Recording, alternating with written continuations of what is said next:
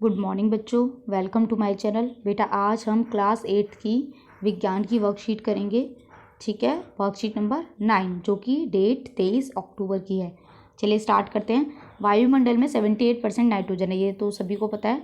ठीक है, जो कि सभी सजीवों के लिए बहुत आवश्यक है। नाइट्रोजन प्रोटीन, क्लोरोफिल, न्यूक्लिक अम्ल और विटामिन के यौगिकों का अहम मुख्य अवयव है। यानी कि इन सब में क्या होता है, नाइट्रोजन होता है। पौधे एवं जंतु वायुमंडलीय नाइट्रोजन का सीधा उपयोग नहीं कर सकते। जो नाइट्रोजन होती है हम उसे सीधा नहीं ले सकते, तो कैसे? पौधों में नाइट्रोजन स्थिरीकरण क्रिया के द्वारा नाइट्रोजन मिलती है। अब ये नाइट्रोजन स्थिरीकरण क्या है, इसको देखते हैं। ये प्रोसेस होता है जिसपे जो एटमॉस्फेयर से नाइट्रोजन मिलती है वो चेंज होकर हमें मिलती है। वायुमंडलीय नाइट्रोजन का नाइट्रोजन के यौगिकों में बदलना, जिन्हें पौधे आसानी से अवशोषित कर सकें, इस क्रिया को क्या कहते हैं? नाइट्रोजन स्थिरीकरण।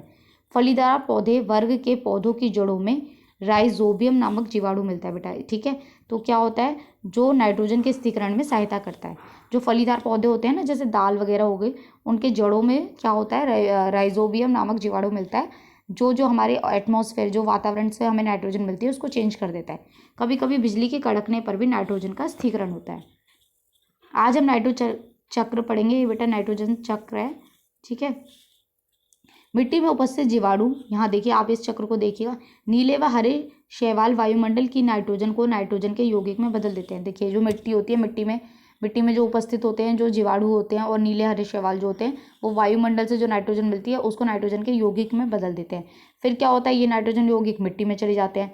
जब ये मिट्टी में चले जाएंगे तो फिर क्या करेंगे, जो पौधे होते हैं, पौधों की जो जड़ें होती हैं, वो उन नाइट्रोजन यौगिकों को लेके वो पौधे के हर भाग में उसको पहुंचा देती हैं। अब जब वो पौधे के हर भाग में पहुंच गई तो फिर इन पौधों को जंतु खाते हैं। ठीक है, तो यह नाइट्रोजन पादप, प्रोटीन या अन्य यौगिकों के रूप में उन तक फिर वो पहुंच जाती है। ठीक है, पौधे तथा जंतुओं की मृत्यु के बाद क्या होता है, मिट्टी में उपस्थित, अब उन्होंने खाली नाइट्रोजन, वो उनकी बॉडी में पहुंच गया। उसके बाद क्या होगा, कुछ टाइम बाद जब उनकी मृत्यु हो जाएगी पौधों की और जंतुओं की, तो क्या होगा, फिर जो मिट्टी में उपस्थित जीवाणु होते हैं ना, कवक, वो क्या करते हैं, उन इनके नाइट्रोजन अपशिष्ट को नाइट्रोजन यौगिक में बदल देते हैं। फिर जो नाइट्रोजन होता है फिर उसके उनकी नाइट्रोजन यौगिक में बदल देते हैं, जो पौधों द्वारा फिर से उपयोग कर लिए जाते हैं, वो वापस से फिर से यूज़ हो जाता है। या आप यहाँ से देख लीजिएगा नाइट्रोजन चक्र। कुछ विशेष जीवाणु नाइट्रोजन यौगिक को नाइट्रोजन गैस में बदल देते हैं और वायुमंडल में फिर वो वापस चली जाती है।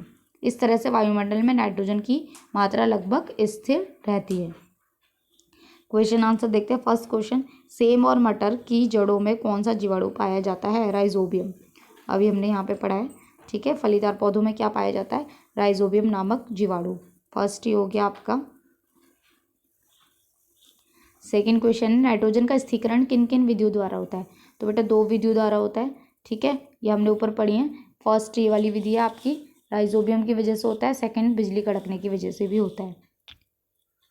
चलिए, सेकेंड हो गया। थर्ड, सभी प्राणियों के लिए नाइट्रोजन क्यों आवश्यक है? बेटा सभी प्राणियों के लिए नाइट्रोजन इसलिए आवश्यक है क्योंकि पौधों में तो एक वो वृद्धि करती है। ठीक है, वृद्धि नहीं होगी तो फिर पौधे बड़े नहीं हो पाएंगे,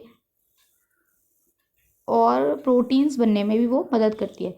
ठीक है, सभी प्राणियों के लिए नाइट्रोजन इसलिए ज़रूरी है क्योंकि ये पौधों में वृद्धि के लिए ज़रूरी है, और मानव में कोशिका के लिए नाइट्रोजन ज़रूरी है। ये प्रोटीन बनने में भी सहायता करती है।